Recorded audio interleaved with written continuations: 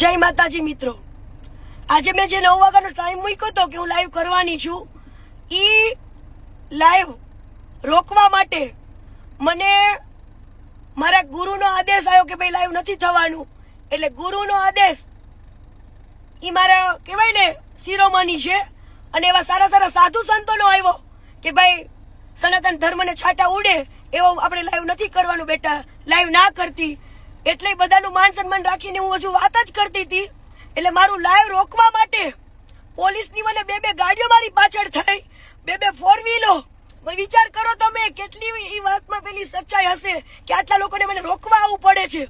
અને મારા ઉપર પોલીસની ફરજ રૂકાવવા માટેનો કેસ બનાવ્યો.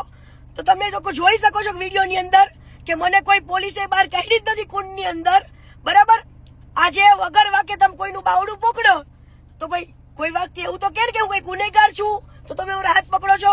ઓલી પીએસઆઈ નાતી હતી, એ પીએસઆઈ નો હાથ પણ જો કોઈ પકડ્યો હોત ને પોલીસ વાળીએ તો એ શું કેત કે ભાઈ હું ગુનેગાર નથી, તમે મને આવી રીતે હાથ પકડો છો. તો ત્યાં કુંડની અંદર પીએસઆઈ જેવા અનેક લોકો પાણી અંદર નાહ્યા છે. તો કીર્તિ પટેલ ઉપર એક જ ફરિયાદ કેમ ભાઈ મારું લાઈવ રોકવા માટે આટલું પોલીસ કેમ મારી પાછળ પડી છે, મારો પીછો કરે છે અત્યારે હાલમાં પણ, બરાબર. જય હિન્દ, જય સનાતન. હવે તો કઈ પણ થાય આ સચ્ચાઈ બહાર આવશે ને આવશે. અત્યારે તમે જુઓ પોલીસની આ ખોટી કામગીરી, તમે જુઓ એક દીકરીને રોકવા માટે આટલું પોલીસ પાછળ પડી છે મારી. જય હિન્દ, જય સંવિધાન.